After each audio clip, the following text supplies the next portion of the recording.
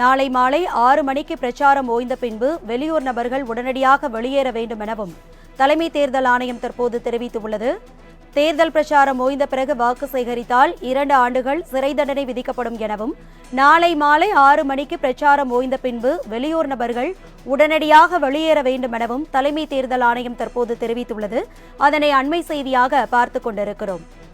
இது தொடர்பான முழுமையான விவரங்களை செய்தியாளர் நந்தினி வழங்க கேட்கலாம். நந்தினி, இது குறித்தான விரிவான விவரங்களை பகிர்ந்துக்குங்க. வணக்கம். 17ஆம் தேதி மாலை 6 மணியுடன் பிரச்சாரம் முடிவடையக்கூடிய நிலையில் சில விதிமுறைகளை தேர்தல் ஆணையம் வெளியிட்டிருக்கிறது.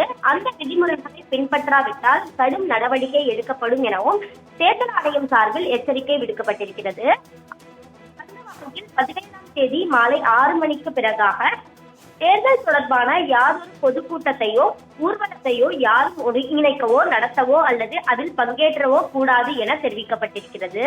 தேர்தல் விவகாரத்தையும் திரைப்படம், தொலைக்காட்சி, FM ரேடியோ, வாட்ஸ்அப், முகநூல், ட்விட்டர் போன்ற அல்லது இது போன்ற சாதனம் வாயிலாக பொதுமக்களின் பார்வைக்கு வைக்கக்கூடாது எனவும் குறுஞ்செய்தி மற்றும் இணையம் உட்பட அனைத்து மின்னணு அளவிலான தகவல் தொடர்பையும் இது உள்ளடக்கும் எனவும் தெரிவிக்கப்பட்டிருக்கிறது.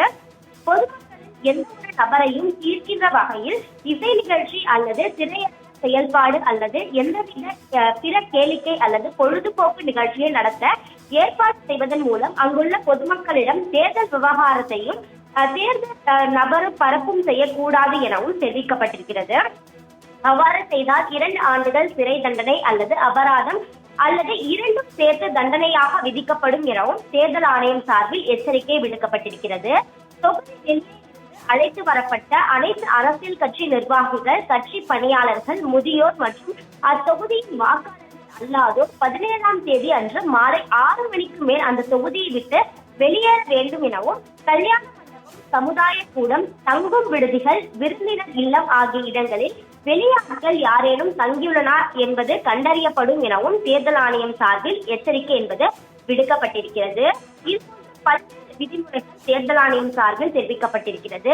அதே போன்று மக்களுக்கான ஒவ்வொரு வேட்பாளருக்கும் வாக்குப்பதிவு நாளன்று வாகன அனுமதியை பொறுத்தவரையில் மக்களவை தொகுதி முழுவதும் அவரது சொந்த பயன்பாட்டிற்காக ஒரு வாகனம், தேர்தல் முகவரின் பயன்பாட்டிற்கான மக்களவை தொகுதிக்கு ஒரு வாகனம், மக்களவை தொகுதியில் அடங்கியுள்ள ஒவ்வொரு சட்டமன்ற தொகுதிக்காக தேர்தல் முகவர் அல்லது அவரது பணியாளர் அல்லது கட்சி பணியாளர்களின் பயன்பாட்டிற்கான ஒரு வாகனம் உள்ளிட்ட வாகனங்கள் அனுமதி தேர்தல் நடத்தும் அதிகாரியால் வழங்கப்படும் எனவும் தெரிவிக்கப்பட்டிருக்கிறது.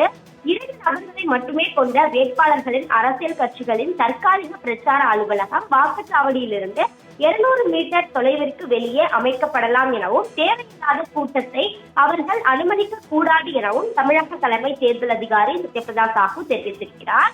அந்த வகையில்தான் பிரச்சாரம் வரக்கூடிய 17ஆம் தேதி மாலை 6 மணியுடன் முடிவடையக்கூடிய நிலையில் 6 மணிக்கு பிறகாக எந்த ஒரு பொதுக்கூட்டத்தையோ நிகழ்ச்சியையோ நடத்தக்கூடாது எனவும் மீறி நடத்தினால் சிறை தண்டனை அல்லது அபராதம் அல்லது இரண்டும் விதிக்கப்படும் எனவும் தேர்தல் ஆணையம் சார்பில் அறிவிப்பு வெளியிடப்பட்டுள்ளது குறிப்பிடத்தக்கது. விவரங்களுக்கு நன்றி நந்தினி.